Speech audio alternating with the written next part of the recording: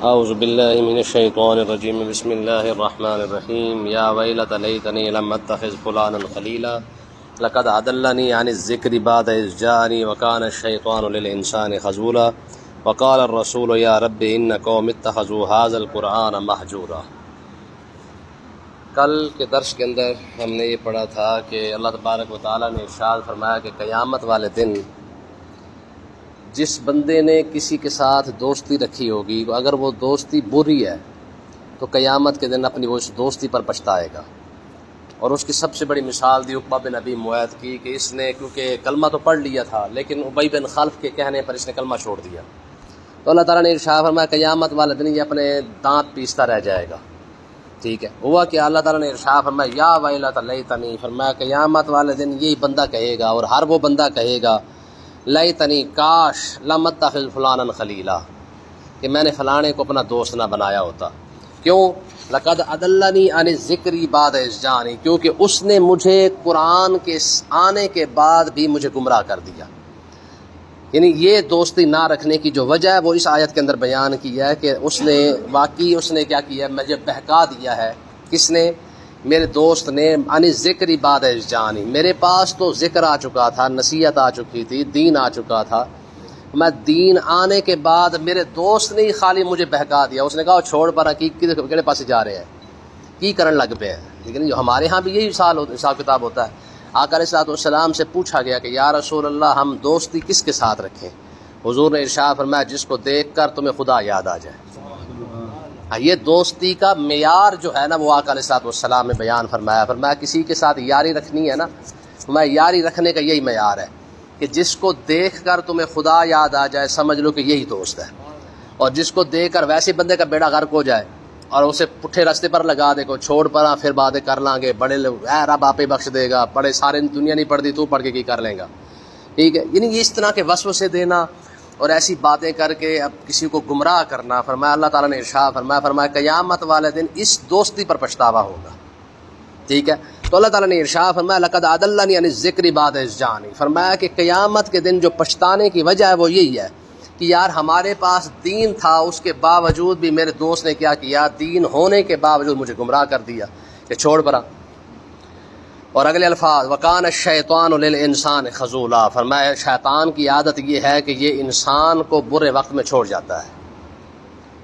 ٹھیک ہے جی، جب پہلے پھنسائے گا، پہلے اچھے اچھے خیالات دکھائے گا، وہم ڈالے گا، ایسے کر لے کچھ بھی نہیں ہوتا، اس طرح کرنے سے بھی کچھ نہیں ہوتا ہے، بعد میں توبہ کر لیں گے، بعد میں معافی مانگ لیں گے۔ اکثر ہوتا یہی ہے، انسان کو جو پھنسایا جاتا ہے وہ توبہ کی بنیاد پر پھنسایا جاتا ہے کہ چل کوئی بات نہیں، آج ملاوٹ کر لے پھر توبہ کر لیں گے، آج چوری کر لے پھر توبہ کر لیں گے، آج ایسے کر لے پھر توبہ کر لیں گے۔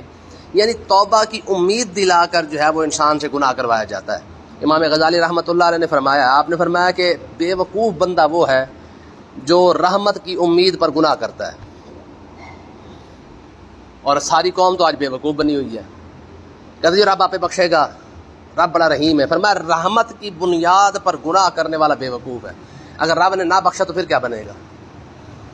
ٹھیک ہے نا جی، یہ حقیقت ہے۔ اب دیکھیں نا اسی بات کو دیکھ لیں، فرمایا شیطان کی عادت کیا ہے کہ یہ تمہیں جیسے برا وقت آئے گا چھوڑ جائے گا۔ بدر کے اندر ان سب کو لانے والا شیطان تھا، اور جیسے ہی شیطان نے فرشتوں کو دیکھا سب سے پہلے یہ بھاگا، اور لوگوں نے اسے، کیونکہ یہ انسان کی شکل میں آیا تھا تو کسی نے کہا اب کیوں بھاگ رہا ہے، تو اس نے کہا انی ارا ما لا ترون، اس نے کہا جو میں دیکھ رہا ہوں تم نہیں دیکھ رہے۔ ٹھیک ہے، یعنی یہ حساب تھا اس کا۔ تو مقصد کیا ہے کہ شیطان پہلے بہکائے گا، امید دلائے گا کہ یار رب بخشنے والا ہے، اور توبہ کی امید کروائے گا کہ اب کر لیتے بعد میں توبہ کر لیں گے۔ اور اکثر یہی حال ہوتا ہے، آپ دیکھ لیں گے او یار خیر ہے ہون کر لینے ہیں، رب پھر آپ بخش دے گا، توبہ کر لیں گے۔ ٹھیک ہے، تو اللہ تعالیٰ نے ارشاد فرمایا وکان الشیطان للانسان خذولا، فرمایا کہ شیطان انسان کو برے وقت میں چھوڑ جاتا ہے۔ اب یہ گارنٹی تو نہیں نا کہ توبہ کی امید ٹائم ملے گا کہ نہیں ملے گا، اس بات کی تو گارنٹی نہیں نا۔ حضرت سیدنا عمر بن عبدالعزیز رضی اللہ عنہ، آپ نے ایک مرتبہ صرف اپنے منشی کو کہا تھا، وہ بھی تب جب خلیفہ وقت تھے، آپ نے کہا تھا یار مجھے اگلے مہینے کی ایڈوانس تنخواہ دے دے۔ ٹھیک ہے جی، صرف اگلے مہینے کی ایڈوانس تنخواہ دے دے، میں گھر کا گزارا کر لوں۔ منشی نے آگے رجسٹر رکھ دیا، اس نے کہا بابا جی پہلے لکھ کے دے دیں کہ اگلے مہینے تک زندہ بھی رہیں گے کہ نہیں۔ کہا بس آپ یہ گارنٹی دے دیں کہ واقعی آپ اگلے مہینے بھی زندہ رہیں گے تو آپ بے شک ایڈوانس تنخواہ لے لیں. یہ وقت کا خلیفہ اپنے منشی سے ایڈوانس تنخواہ مانگ رہا ہے. ٹھیک ہے نا, ہمارے ہاتھ چڑھا ہوتا تو ہم پورا ملک کھا کے بھی ٹکار نہ مارتے. ٹھیک ہے, تو آپ کے منشی بھی پھر آگے منشی ہے, اس نے کہا حضور پھر آپ کیا کریں, آپ لکھ کے دے دیں بھی اگلے مہینے آپ واقعی زندہ رہیں گے, آپ کے پاس زندگی کی گارنٹی ہے, تو آپ تنخواہ بھی لے لو, کوئی مسئلہ نہیں ہے. تو آپ فوراً واپس گھر چلے گئے. ٹھیک ہے, اب آگے اللہ تعالیٰ نے کیا ارشاد فرمایا کیونکہ حالات تو یہی تھے کہ عقبہ بن ابی معیط جو تھا وہ کلمہ چھوڑ چکا تھا. باقی جو بڑے بڑے چودھری صاحب تھے وہ سارے کے سارے جو ہے وہ بجائے اس بات کو سمجھنے کے قرآن کو سمجھ جاتے تب بھی بات کچھ اور تھی. حقیقت یہ کہ انہوں نے قرآن کو سمجھنے کے لیے ٹائم ہی نہیں نکالا, سنا ہی کبھی نہیں ہے.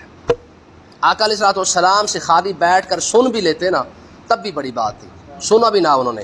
اب ہوا کیا, وقال الرسول, اگلی آیت کے اندر اللہ تعالیٰ نے ارشاد فرمایا کہ آقا علیہ الصلوۃ والسلام نے اللہ کی بارگاہ اقدس میں عرض کی, یا رب, میں میرے پروردگار, ان قوم اتخذوا ھذا القرآن مہجورا, فرمایا میری قوم نے تو قرآن ہی چھوڑ دیا ہے, یہ سننا ہی نہیں چاہتی کہ تو نے کہا کیا ہے, اس کے اندر لکھا کیا ہے. اور آج دیکھ لیں یہی حال ہے, کروڑوں کی تعداد میں حافظ موجود ہیں پر سمجھنے والے کتنے ہیں. یہ سب سے بڑا مسئلہ ہے, کیونکہ ہمیں صرف یہ رٹا رٹایا. آج کے دور میں ہمارے ذہن میں یہ بات بیٹھ چکی ہے, بھئی یاسین پڑھو اتنا ثواب ہے, رحمان پڑھو اتنا ثواب ہے, بقرہ پڑھ لو اتنا ثواب ہے. ٹھیک ہے جی, فلانی صورت پڑھو تو یہ ثواب ہے, فلانی صورت یہ. یعنی مقصد کیا ہے کہ آج آ کے صرف ہمارے پاس سودے بازی ہے. کس بات کی, بھی اس صورت کو پڑھ لو تو یہ ثواب ملے گا, اس صورت کو پڑھ لو تو یہ ثواب ملے گا. بھائی اس کے اندر لکھا کیا ہے یہ پتہ کوئی نہیں ہے. آقا علیہ الصلوۃ والسلام مسجد میں تشریف لائے نا تو حضور نے دو مجلسیں دیکھی, محفلیں دیکھی لگی ہوئی ہیں. ایک جناب عبادت کر رہے ہیں, دوسرا دین کو سیکھ رہے ہیں. کریم آقا علیہ السلام نے فرمایا دونوں اچھی ہیں, آپ دونوں اچھی ہیں. لیکن حضور نے جو محفل جہاں پہ لگی تھی, جہاں پہ دین سیکھا جا رہا تھا, حضور اس کے اندر آ کر تشریف فرما ہو گیا. اب دیکھیں نا, عابد کی عبادت کا فائدہ صرف اسے ہے. آپ 1000 رکعت نماز نفل ابھی نیت لیں تو آپ کو ہی فائدہ ہے, آپ کی 1000 کا مجھے تو کوئی فائدہ نہیں ہے. زیادہ سے زیادہ آپ انعام لے جائیں گے, آپ اجر لے لیں گے. شب قدر کو آپ نے جا کر گزار لیا, آپ کا فائدہ ہو گیا, آپ بخشے گئے.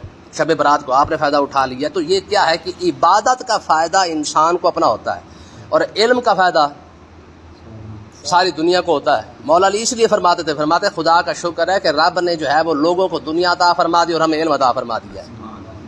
ٹھیک ہے, اب دیکھیں ہم صدقہ خیرات کرتے ہیں نا, آ جا کے ہمارے پاس جب صدقے خیرات کی بات آتی ہے نا تو آ جا کے ہمارے دماغ میں دیگیں ہی آتی ہیں. کسی کو کہہ رہے بھی صدقہ کر دو, بڑا تیر مار کے اس نے دیگ پکا دینی ہے. لیکن علم کا صدقہ کون کرے گا؟ امام بخاری نے جو حدیث بخاری شریف کے اندر لکھی تھی, 1200 سال ہو گئے, صدقہ ہو رہا ہے کہ نہیں ہو رہا؟ بابے کو قبر کو مل رہا ہے نا سارا کچھ اس کو. علم کا صدقہ ہم کرتے نہیں ہیں, علم کی سبیل لگاتے نہیں ہیں. ٹھیک ہے نا جی, باہر لگی ہوتی شبیلیں لگی ہوتی ہیں جی, آج جناب امام حسین کی سبیل لگی ہوئی ہے, یار فلانا لگا فلانا لگا. علم کی سبیل کون لگائے گا؟ لیکن علم کا صدقہ خیرات کون کرے گا؟ ٹھیک ہے, اور یہ تو وہ ہے کہ ٹھیک جس چیز کو بھی آپ بانٹیں گے وہ تو کم ہو جائے گا. واحد یہی چیز ہے جس کو جتنا مرضی بانٹتے جائیں یہ بڑھتا ہی جاتا ہے, کم تو ہوتا ہی نہیں ہے. ٹھیک ہے نا. اب دیکھیں نا, جن بزرگوں نے کتابیں لکھی ہیں, بخاری لکھی, مسلم, ابن ماجہ, ترمذی, فلانی, وہ 1000 سال ہو گئے جناب ان کو فوت ہوئے, دنیا سے گئے ہوئے, لیکن ان کا کھاتا آج بھی پر ہو رہا ہے. ٹھیک ہے نا, ان کو آج بھی ثواب مل رہا ہے. کتنے مدرسے ہیں جس میں بخاری پڑھائی جا رہی ہوگی, کتنے مدرسے ہیں جس کے اندر مسلم پڑھائی جا رہی ہے, کتنے مدرسے ہیں جس کے اندر قرآن کے ترجمے پڑھائی جا رہے ہیں. ٹھیک ہے, ہمارے دماغ میں بھی یہی آتا ہے جب کسی کو کہا جائے بھی صدقہ خیرات کر, آ جا کے بڑا تیر مارتا کہ سوٹ لے آ کے متھے مار دیتا, چل بھائی. اگر ہم کسی کو کہیں نا کہ یار کسی عالم کو کتابیں لے کے دے دو, کیونکہ وہ پڑھے گا تو اس کا ثواب آپ کو ملتا رہے گا. مجال ہے ہماری قوم جو چوں چرائیں کر جائے, یاری پکانے پہ آئے تو 11 دے کے پکا دیں گے, لیکن 11 کتابیں کسی کو نہیں لے کے دیں گے. ٹھیک ہے, آقا علیہ الصلوۃ والسلام امام اپنا محمود غزنوی ہے, سلطان محمود غزنوی, یہ ایک مرتبہ جا رہا تھا, رات کا وقت تھا, تو اس نے دیکھا کہ ایک طالب علم ہے وہ نا کسی دکان کے سامنے یا مکان کے سامنے کھڑا ہو کے نا, رات کا اندھیرا تھا, روشنی تھوڑی سی آ رہی تھی, وہ کتاب اوپر کر کے پڑھ رہا تھا. تو سٹ لگی تازی, اس نے کہا یار ایک طالب علم ہے, اس نے جو ہے وہ ابھی اس کے پاس پڑھنے کے لیے ایک دیا تک نہیں ہے. تو اس نے اپنے وزیر کو کہا کس طرح کر کہ یہ جو میرا جو خاص جو شمعدان ہے نا, جو لائٹ کہہ لیں یا جو بھی اس وقت کا تھا, وہ تو بھائی یہ اس کو دے دو. دے دیا, سلطان واپس آ گیا, رات گزر گئی اور ہوا کیا کہ جب وہ واپس دے کے واپس آیا تو آقا علیہ الصلوۃ والسلام سلطان محمود غزنوی کے خواب میں تشریف لائے، ٹھیک ہے، اور سلطان کے جو سوال تھے حضور علیہ الصلوۃ والسلام نے وہ سوالوں کے جواب عطا فرما دیے۔ اب سوال ذرا سنیں غور سے، سوال کیا تھے؟ سوال یہ تھا کہ سلطان کہتا تھا کہ میں اپنے باپ کا ہوں کہ نہیں، اب اس کا جواب کون دے؟ ٹھیک ہے، علماء کو بلا کے پوچھا مجھے یہ بتاؤ میں اپنے باپ کا ہوں کہ نہیں۔ اب علماء بھی خاموش ہے کہ بابا اس کے بارے میں ہم کیسے بتا سکتے ہیں۔ اچھا پھر اس کے بعد مجھے یہ بتاؤ کہ حضور علیہ الصلوۃ والسلام قیامت کے دن میری سفارش کریں گے کہ نہیں۔ اب علماء فرما دے بابا اس کے بارے میں بھی ہم کیسے بات کر سکتے ہیں، مالک ہیں، چاہیں تو کرم فرما دیں، نہ فرمائے تو ان کی مرضی ہے۔ اب حضور تیری شفاعت کریں گے کہ نہیں کریں گے اس کی گارنٹی بھی ہمارے پاس نہیں، کیونکہ یہ حضور کی کرم نوازی ہے، جس پر چاہے کرم فرما دیں گے۔ اور باقی رہا مسئلہ تو اپنے باپ کا ہے کہ نہیں ہے، تو اس کا بھی جواب ہمارے پاس نہیں ہے۔ جب یہ طالب علم کو صرف خالی وہ شمعدان دے کے واپس آیا نا تو آقا علیہ الصلوۃ والسلام خواب میں تشریف لا کے، پتہ ہے حضور نے کیا فرمایا؟ ایک جملہ فرمایا، میں سلطان محمود سبکتگین کے بیٹے قیامت کے دن میں تیری شفاعت کروں گا۔ اسی جملے کے اندر سارے جواب ہیں، کیونکہ سلطان محمود کے والد کا نام کیا ہے؟ سبکتگین، ٹھیک ہے۔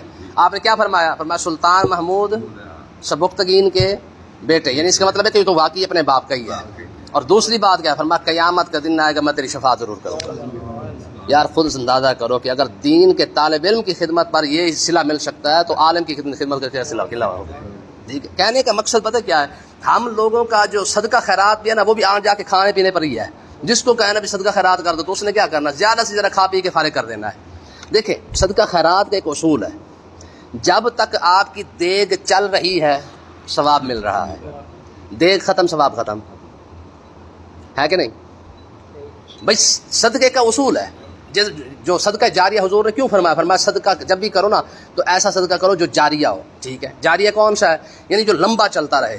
اور پھر اس کی مثال دی گئی، حضور علیہ السلام نے فرمایا درخت لگا دو، فرمایا جو بندہ سائے میں بیٹھے گا تو اجر عطا فرمائے گا، ٹھیک ہے۔ پانی کا جو ہے وہ کر دو، کیونکہ پانی زیادہ عرصہ چلتا رہتا ہے، فرمایا جب تک پانی چلتا رہے گا پینے والے پیتے رہے گے ثواب تمہیں ملتا رہے گا۔ تو کہنے کا مقصد یہ ہے کہ یار درخت بھی سوکھ جاتا ہے، چشمہ ہو چاہے کھو ہو چاہے نلکا ہو چاہے موٹر ہو، وہ بھی ایک نہ ایک دن سوکھ جاتی ہے۔ علم ایک ایسا صدقہ ہے کہ جب تک انسان مر بھی جائے نا، نسلیں بھی مر جائے نا، تب تک اس کا صدقہ خیرات چلتا رہتا ہے۔ اب امام بخاری کو کتنا مل رہا ہوگا، امام ابو داؤد کو کتنا مل رہا ہوگا، امام اعظم ابو حنیفہ کو کتنا کچھ مل رہا ہوگا۔ 1200 سال 1300 سال 1400 سال ان لوگوں کو گزر چکے ہیں، لیکن حال کیا ہے کہ آج بھی جب بھی کوئی مسئلہ کسی کو بتاتا نا اور کہتا نا کہ یار امام اعظم نے یوں لکھا ہے، یہ سارا ثواب امام اعظم کو مل جاتا ہے۔ جب کہتے ہیں نا کہ یار یہ حدیث پاک بخاری کے اندر ہے، وہ ساری حدیث جو پڑھی جاتی ہے اس کا ثواب امام بخاری کو مل جاتا ہے، ٹھیک ہے نا۔ تو اس لیے نا صدقہ کا بہترین طریقہ یہ ہے، یا تو علماء کی خدمت کریں یا طالب علم کی خدمت کریں۔ آقا علیہ السلام نے فرمایا یار دنیا کے اندر بننا ہے نا، یا عالم بن یا طالب علم بن، تیسری کوئی شے نہ بن، ٹھیک ہے۔ تو اللہ تعالیٰ نے ارشاد فرمایا وقال الرسول، حضور فرمانے لگے عرض کیا یا رب اے پروردگار ان قوم اتخذوا هذا القرآن مہجورا، کہ اے پروردگار میری قوم نے تو قرآن پڑھنا ہی چھوڑ دیا ہے۔ مطلب کیا ہے کہ کل کافروں نے قرآن غور سے نہیں سنا تھا، آج کے مسلمانوں کا حال یہی ہے کہ آج دیکھ لیں کہ آج آ کے صرف اور صرف تبرک کے لیے ہم نے رکھا ہوا ہے۔ اگر ہمارا لالچ قرآن سے نکال دیں ہم قرآن کبھی نہ پڑھیں، یہ لالچ ہی ہے نا کہ یاسین پڑھنے سے بیماری ٹھیک ہو جاتی ہے، سورۃ بقرہ پڑھ لے تو گھر ٹھیک ہو جاتا ہے، یعنی آج آ کے کھڑا ہمارا لالچ ہی ہے، لیکن اس کے اندر لکھا کیا ہے وہ ہم سمجھنا نہیں چاہتے ہیں۔ تو اللہ تبارک و تعالیٰ نے ارشاد فرمایا کہ یہ نبی کا شکوہ ہے کہ کل کافر ہو کے انہوں نے قرآن چھوڑ دیا تھا، آج مسلمان ہو کے کلمہ پڑھ کے بھائی قرآن چھوڑی کھڑے ہیں۔